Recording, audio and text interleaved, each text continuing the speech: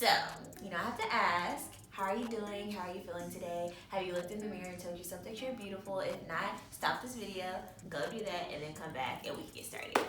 Yes, so this video is kind of like a medical school tag. We haven't done one on our channel before. And we have so many new subscribers. So, yeah. A lot of y'all asked us a lot of the same questions. And we kind of want to compile that all in one video. So, yeah, let's just get started. Yeah, so, who are we? What's our names? So, my name is Jessica. And I'm NECA. And together we are the Chocolate Docs. And we are third-year med students at McGovern Medical School. Amazing. Yep. Next time we're going down. And we have the questions because it's a lot. Oh, our ages. So yes. I'm 25. And I am 23. I'm going to be 24 in October. Okay. And I just turned 25. Okay. In May. So where we're from. So originally I'm from Fort Worth, Texas. And I'm from Houston, born and raised. Southwest Texas is where it's at. Okay. So how did we come up with our YouTube name, the Chocolate Docs? So once we figured out that once NECA came to me with the idea of wanting to do a YouTube channel, then we were like, okay, now we have to have a name. Yeah. And so we each just came up with a list of names, and then we just told each other the names. We just figured out which one we wanted. And so the Chocolate Docs is one of the names I came up with. We actually were struggling with titles though. We really were. We had gone through a list of names and nothing just was sticking. And then I was like, the Chocolate Docs. And I don't even know how I thought about that. I think about a lot of stuff, y'all. So It'd be coming. I was like, that sounds like, it had a ring to it. So I was like, let's write that down. Yeah, we chocolate. And we gonna be doctors. Period. So. It's very, self-explanatory. None of that deep thinking that went into it, but it just stuck. Yeah. And now people see us, I'm like, the Chocolate Docs. I'm like, look at that. That's how that worked out. So yeah. Alright, and so now how would we describe our channel? We make videos to inspire underrepresented minorities and educate you guys on the process of how to get into medical school and how to stay in medical school. Because I feel like a lot of people worry more about getting in, but actually to stay in medical school and to actually be successful, that requires a lot of work too. Yeah.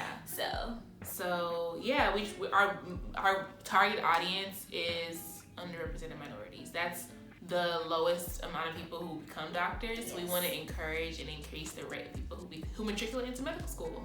So yeah, and our motto is basically representation matters, and it's very, very important. And so this is what this is. We are trying to be the representation for people younger than us who are coming after us to fill our shoes and to be able to say, hey, NECA and Jessica did this, so I can do the same thing. Yeah, that's what it's all about. And also we want to just always remain transparent and open with everyone and share our struggles, because so often we see so many people on the internet, exemplifying their successes, but it's also important to see a lot of the downfalls that we have behind the scenes. And a lot of times people who are trying to get into this position don't know how much we actually struggle. So this channel also is about transparency as well. For sure. Yeah. All right, so why medicine? So we have a whole video geared towards why we decided to do medicine, but we can just kind of summarize it really quickly. So basically, 2 words for the reason why I chose medicine are health disparities. Yeah. I come from a family of a lot of medical issues, and I've been seeing a lot of harmful things, but also just a lack of education and awareness of one's health and one's own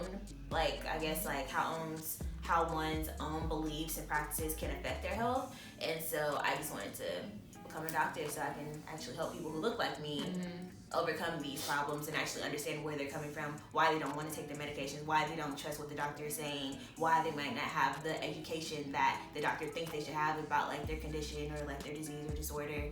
So just to have somebody who looks like you and can kind of understand where you're coming from, treat you speaks volumes. Yeah, it speaks volumes. So for me, obviously, yes, health disparities, but I think I want to be able to impact the people after me in terms of mentorship and just having a representation for my patients. But for me, honestly, mentorship is the biggest thing.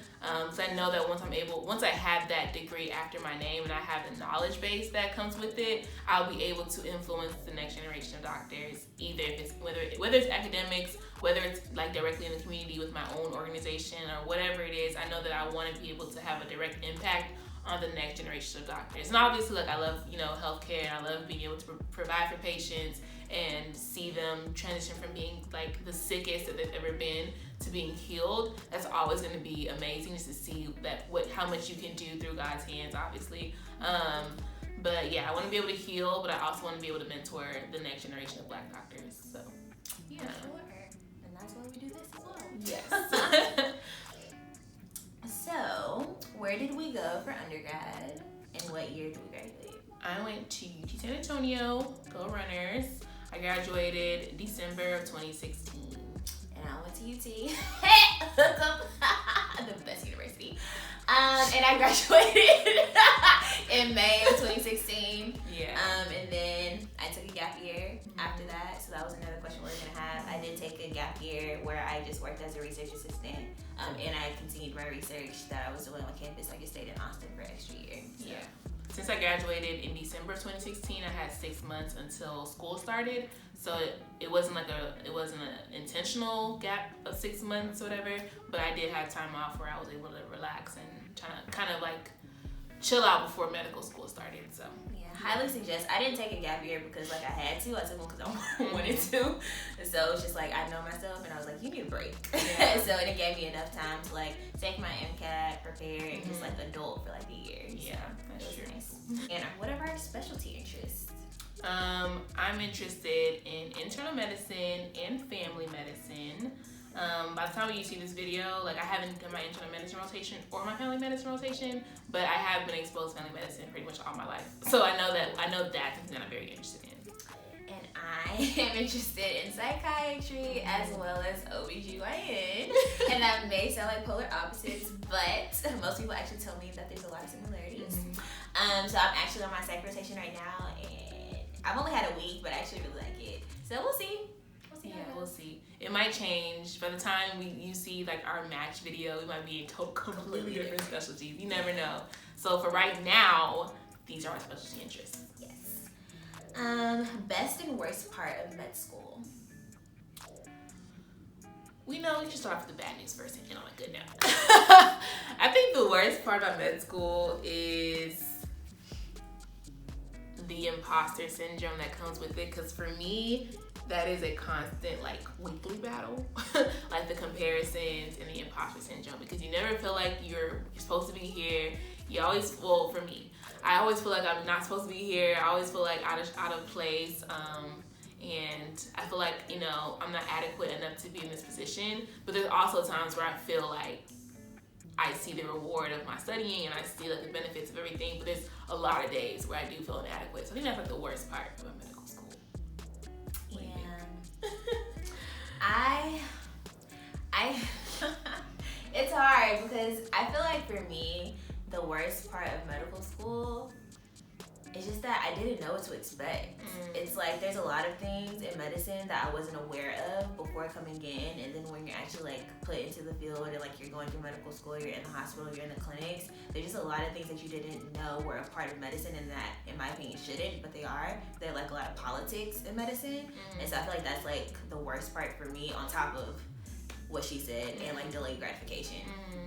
But it's just like there's a lot of politics in medicine. There's a lot of things that are like in the way of doctors being able to treat their patients the way they want to treat them. So yeah, I feel like that's the worst part so far. And the best part for me is what's happening right now during our third year, just being able to feel like you're a part of the team. You're learning so much. You're able to apply what you're learning, and this knowledge that you're learning sticks so much better because you remember that one patient that had that same exact illness and all that stuff. Like it's very, very rewarding to see like, dang, like all them hours I put in studying, I saw a patient that had that one disease. It's not cool, but it's like it's very eye-opening. I also think like it's us having this channel, to me, is a part of medical school. Like being able to see undergrad students come up to us and tell us how much we inspire them, even though we don't really feel like, we're doing much, but it's so rewarding. It's a little awkward at first. It's so awkward, especially for me, because like I'm a pretty humble person. Yeah. Like you will never hear me brag about anything, and so like to have people come up to me and be like, "Oh my gosh, like I'm so inspired by you," I'm like, I know. Yeah. I didn't know nothing. Like, it's one thing to receive comments, DMs, but when you have someone in person just telling you how great of a person you are, how much how much your content really inspires them and like motivates them, that's the entire goal of our channel. So I think that's one of the highlights for me. Like if I didn't have this, it would be very hard for me to get motivated, honestly. For sure. And just to know that there's like people rooting for us and like really, really looking up to us, because it's like, okay, like you want to slack today, but you can't, because you have people who you have to, like represent, and you have people who are looking up to you, and like people who are rooting for you. And just like when we were talking about like step and stuff like that, like literally y'all, I didn't reply to every single comment, but like I was like, oh my gosh, like I almost got emotional because like, oh my gosh, these people are like really supportive and like they really understand, and like I don't know, it just feels good to like have people out there who look like you and understand your same experiences. And so our last thing that we want to end with are just like tips for y'all, for future medical students, for people who are already in medical school. So yeah. And this is also our little gem. For me, I will say for the pre-med students, we can have one for pre-med students and med students. Okay. For me, for the pre-med students, stay true to yourself, and that means in regards to like comparisons and feeling like you're not adequate. Like when you applied to medical school, to a certain extent, you knew that you were capable of being a great doctor. Remember that confidence that you had when you submitted your application, because that is going to keep you grounded and motivated whenever you feel like stuck, whenever you hit roadblocks. Like that confidence is going to get you through a lot For sure. through medical school, and find something that continues to motivate you, because sis, your support system can motivate you as much as possible, but you are going to be the only one studying at the wee hours of the morning, and you're going to be the only one at night going to bed thinking about all of the millions of things that you have to do. So you have to be able to motivate yourself in some way, shape, or form. So that's for the pre-med students, for me. Yeah, I always just say like don't get discouraged, because it's really easy being pre-med and to see your classmates who are not pre-med doing things that you would like to do, or you might see people who are pre-med doing more than what you're doing. But you just have to focus on yourself and your journey, and just don't get discouraged. Like, you are meant to do this, you were supposed to do this, God put you here for a reason, and that reason is to become a doctor, and it's gonna happen. So just don't be discouraged, keep going, keep pushing. No doctor is perfect, no pre-med student is perfect, no medical student is perfect, and we're never gonna be perfect. And so try not to get down on yourself that much when like things don't go your way, you don't get the grade that you want, you don't get accepted into this program or this organization. Like, don't let that stop you, and don't let that, dull your passion for medicine. Just keep going, don't get discouraged, and you're gonna make it. I love that. Don't let that dull your passion. You know that fire, girl. It's gonna get you. It's gonna get a little dim sometimes, but you need to be able to ignite it every few times. So, and for the med students, I feel like what you said applies to med students as well. Yeah. If not even more. That's true. Because I feel like, that would be my thing, is to just be confident. Like, especially as a third year, I'm speaking more to my third years right now. You've gone through your first 2 years, you've learned the information, whether you just passed or you honored everything, made A's and everything, you know your information, you've been exposed to that information. And when you're pimped, when attendings ask you questions, when residents ask you questions, or like when you're in spaces where topics are being talked about, don't be afraid to speak up, because you know your stuff. Like, you know what they're talking about. They ask you a question, tell them the answer, because there's many times where I know answers, but for some reason I don't say it. I'm like, Jessica, like, this is your opportunity to shine. Like, you know this stuff. And so that would be my biggest thing. Be confident in what you've learned so far, and just take pride in that, because you're treating patients and you know what you're doing, and you've been practicing this for a couple of years now. And like, just be confident in that, and that's the way that you're gonna learn even more, and just learn how to become an even better doctor. So for me, I would kind of say the opposite of what she's saying, in the sense of like, be comfortable not knowing everything. You're never gonna know everything. It's impossible for you to always get. Doctors don't know everything. They don't. They ask us. Like, you will come to the point where you're just like, I don't know this thing, and you feel like you don't know anything, but that's not true. You don't know a lot of things. You're still in medical school. Give yourself grace. And I'm talking to myself as well. Like, we get so hard on ourselves on like just being these perfect people, and it's impossible to be that. Just be aware that you're not going to know everything. This is your avenue. This is a practice. You're practicing medicine. For the rest of your life, you're going to be learning. You're going to be learning medicine for the rest of your career. That is the whole goal. Things change every day. New medicines, drugs, innovations come out every single day. So give yourself grace knowing that. And it's really about repetition, because I was talking to my attending on site currently, and I was just asking, like, I was like, how do you get like so good at this? Like, how do you see a patient and automatically you know what their diagnosis is, and they've said like 2 words? I was like, how do you get this? And then she's like, Jessica, I've seen over 10,000 patients.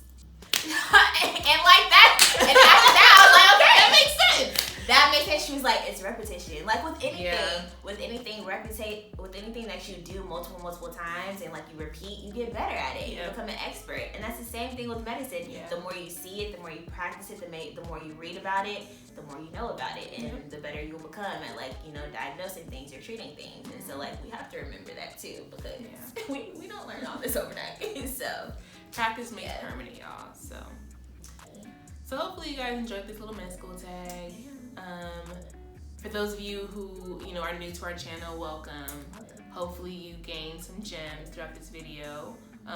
Make sure you subscribe to our channel. Like, comment and subscribe. Share comment below. Yes, we want to get to know you guys too. So comment below what school undergrad you go to. If you're in medical school, comment below. We want to get to know you guys and see who's watching us, and you know, start the conversation down below.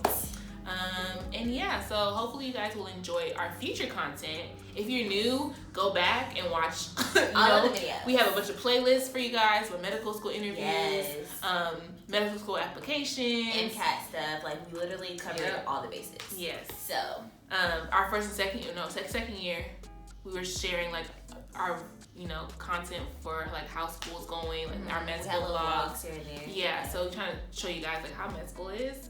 And then we have other stuff, in between. So just make sure you guys catch up and share with a friend. Okay. Or 5%. All right, guys. All right, y'all. Yeah. Bye.